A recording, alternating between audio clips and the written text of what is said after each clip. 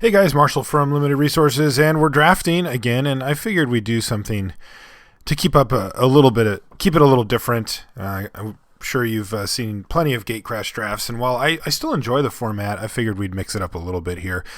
We're doing Avacyn Restored, and we've opened quite the bomb here. Dark Imposter. Once the game gets to that point, you basically just start winning. You start exiling their guys. He starts getting bigger. They have things. This is a pretty stacked pack, though. There's a Borderland Ranger and a Near Heath Pilgrim and some other playables in the pack, too.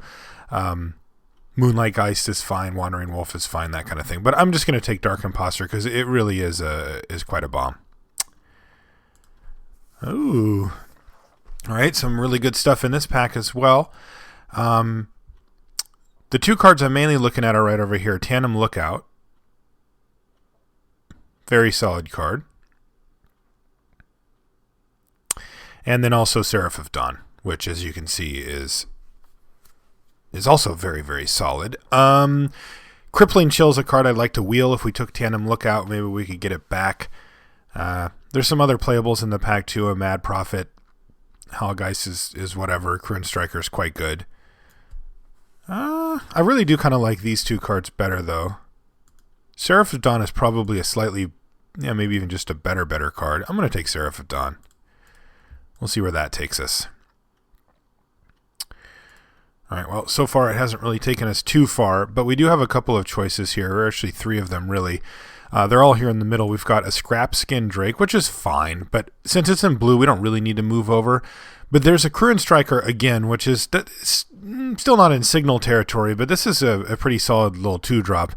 And then there's also a Farbog Explorer. I'm just going to keep it simple and keep the Explorer. If this was a little bit better of a red card, I'd move in, but it's not. So I'm just going to stick with that for now. Well, there's a Defang. There's really no black cards that we want to even consider here. Angel's Tomb is good if you're being really, really aggressive. There's a chance that we're being really aggressive, but we just don't quite know yet. I'm just going to take the Defang here. Okay, well, there's the Bone Splinters, and I'm going to take that. Vessel of Endless Rest is decent. Vanishment is pretty good. I actually kind of like that card. Wandering Wolf's a good one, and then there's another Scrap Skin Drake. But Bone Splinters is like actual removal, even if it is not exactly how you want to do removal. It still works pretty well. Another good pack. These packs have been pretty stacked up. There's Amasa Components, there's Fervent Cathar, Thraben Valiant, and then even a Soul Cage Fiend. Those are all cards that we could pick here. I'm just going to take the Thraben Valiant, though. It's a simple pick, I think. Probably just going to jam another Farbog Explorer, maybe Driver of the Dead. I can get back a Thraben Valiant with it. Yeah, I always found this card like just okay, but we'll take it. I'll have more 2-drops that I can get back with it. Yeah, this format was not too long ago. Well, actually, I suppose it was about a year ago now, wasn't it? Jeez, that's kind of weird. Anyway, it wasn't. It wasn't. It was kind of maligned. It wasn't very well liked by people that draft a lot. I wouldn't say it was outright hated. This wasn't one of those things where people were like, "I'm quitting Magic. This is just the worst." But because that does happen occasionally.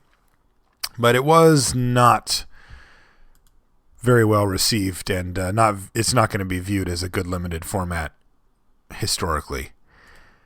Really not much going on here. Just nothing for us. I'm just going to jam this 5-drop, I guess. I don't know.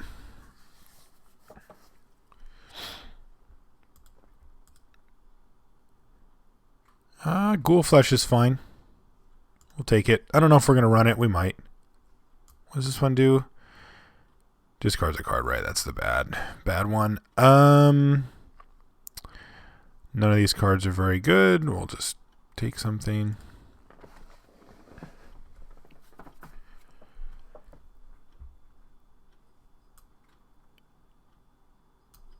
Yeah, this kills some relevant things in the format for sure.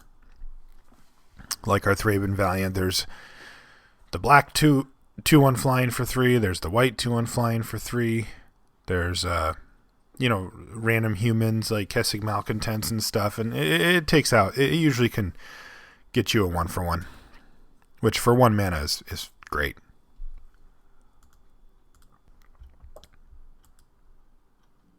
Predator's Gambit or Bracers. I guess I'll take Bracers, though. We're probably not going to run it.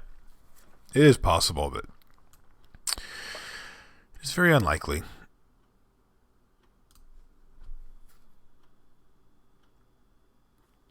This format has one of my favorite cards ever in it. Fortunately, we're not in the colors to play it. It is, of course, Mistraven.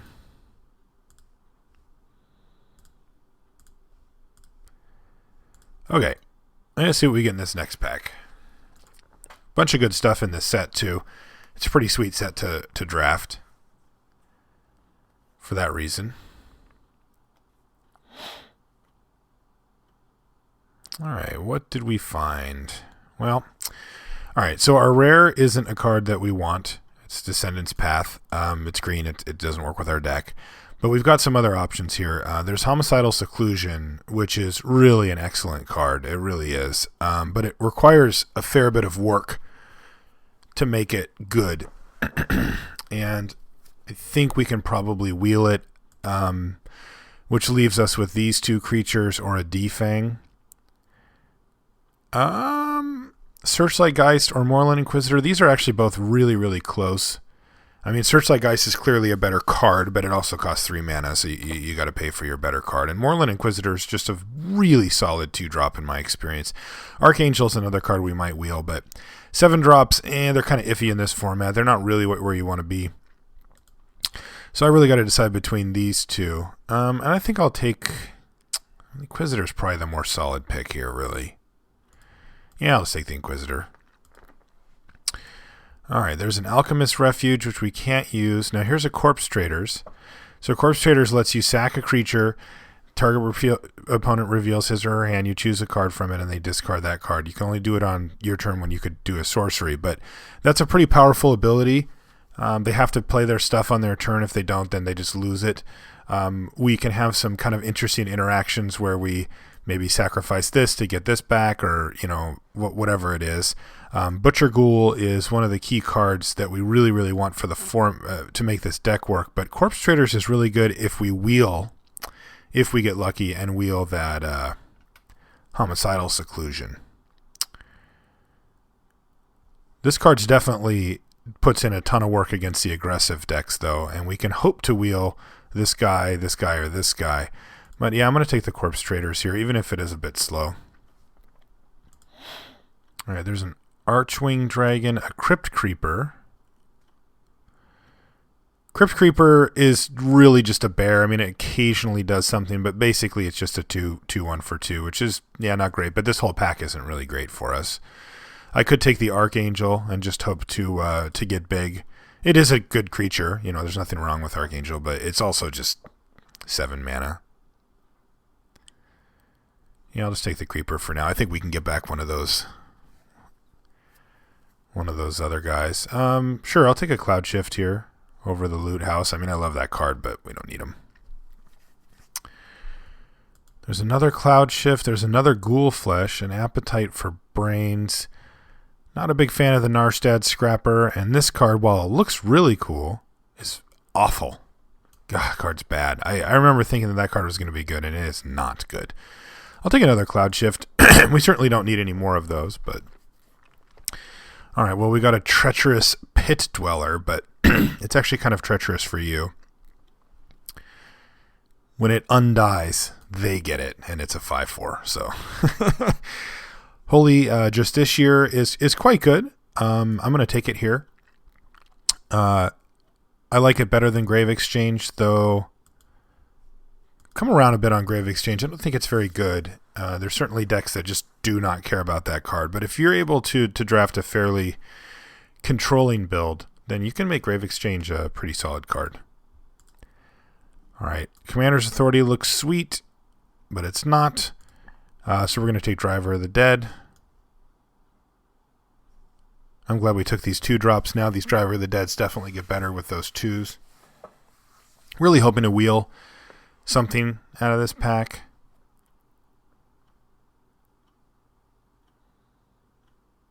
Out of these next few packs, there was, I mean, even that Renegade Demon, or I guess another Driver of the Dead we could get, but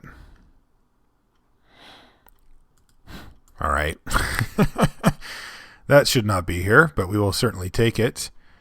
Instant speed just kills everything. So, I mean, it's, you know, maybe not the most mana efficient, but it's definitely what we want here. So I'm really happy to get that. All right, well, Defang came back.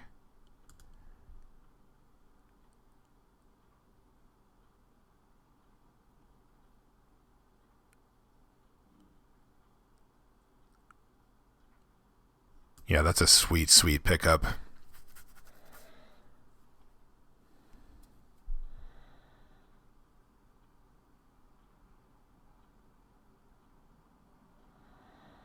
And there's the Demon. All right, Demon's fine. So we're not getting back the Homicidal Seclusion, which means I'd rather have Butcher Ghoul, but oh well. We made our choice. Voice of the Provinces is mediocre at best. I don't think we're going to want that. Probably not that either. Hopefully not that. Sure. I don't know if we're going to run both Defangs.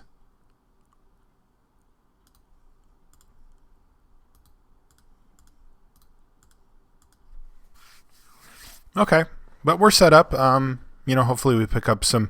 Basically, what we want is like to help fill out our curve a little bit, a couple more removal spells, and some bomb type stuff. All right, so we opened a black rare, but it actually kind of sucks. Way too hard to make work, and it doesn't look like it's going to be particularly good in our deck either.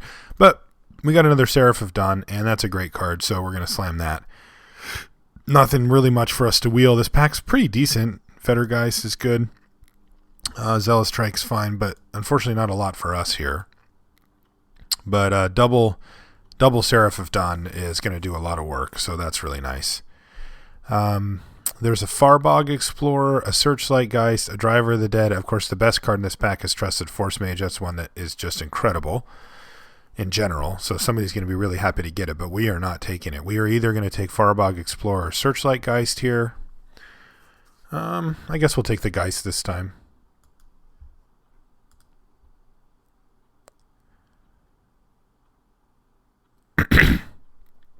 Okay. Pretty bad pack. There's a Soul Cage Fiend, which is the 3/2 for 3, which is like okay.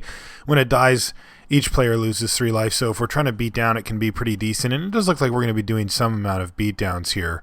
And Seraph of Dawn certainly helps offset the life loss, you know, in our favor. That said, the card's still just not that good. But there's really nothing else that I really want here. I guess I could take this guy.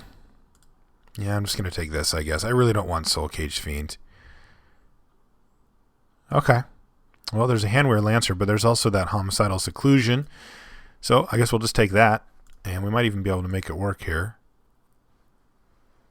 It's kind of a specific card. Looks like we're one of multiple people in black at this point, which is annoying. I mean, it's not really the greatest color. We just happen to open this guy, who's basically insane. Yeah,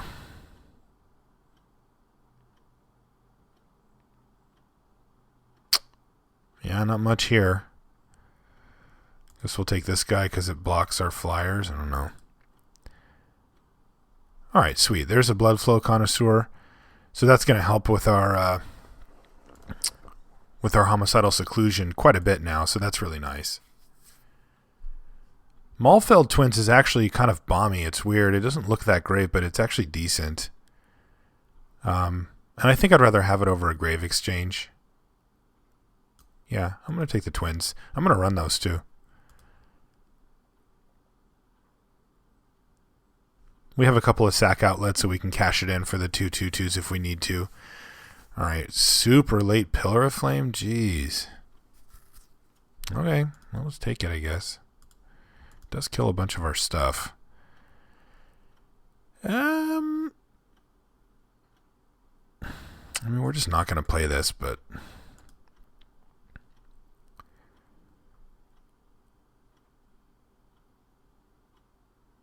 Alright, none of these really matter, but the Pathbreaker Worm could be a big issue for us.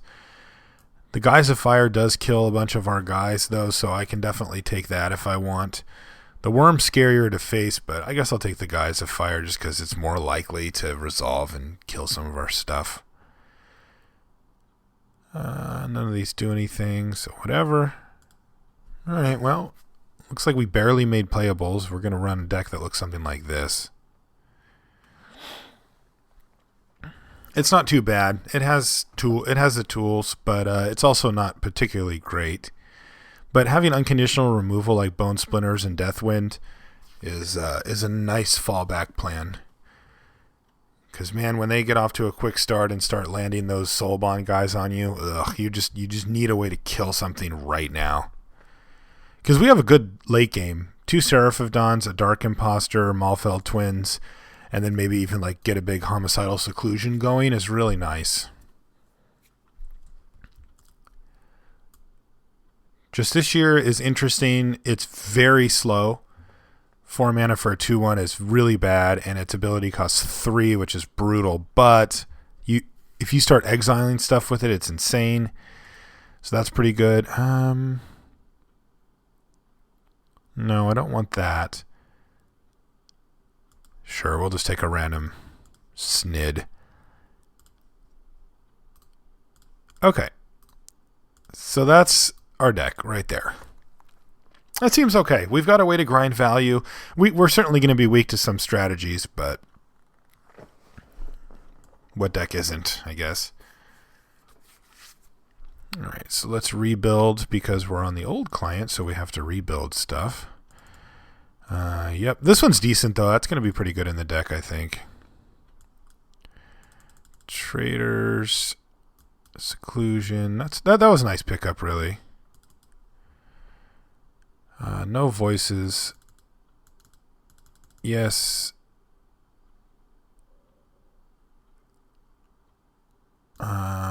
Yes. Okay. Considering running the Cathedral Sanctifier, we can cloud shift it a bunch, but that's not really that good. I don't think we're really doing much with cloud shift except for saving our guys. Which is relevant. It's okay, but you really want to abuse it. Unfortunately, we just don't have the deck to really abuse it. Alright. I could run the Bladed Bracers. What do we have that are humans? A human, zombie, vampire assassin. That's a human. These are angels. None of these are humans, though. Yeah, I think this is fine then. So let's see what we got. We actually need a little bit. Well, here, let's do what I usually do, which is kind of move the cards around to where I think they're actually going to be cast, like which turn we're actually going to be casting these cards, as opposed to where they fit mana cost wise, because there's clearly a difference between that.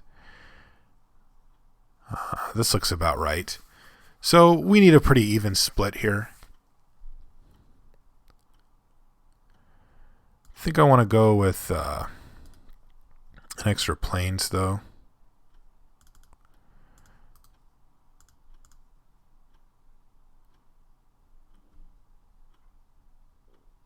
Yeah. The reason I'm doing that is because we've only got one double black spell, but we have these 2 Seraphs, and those Seraphs are super important. Like, when you need to land one of those, you really need to land one of those, and they change the complete complexion of the board state. So that's what we want to do. All right. See you guys in round 1.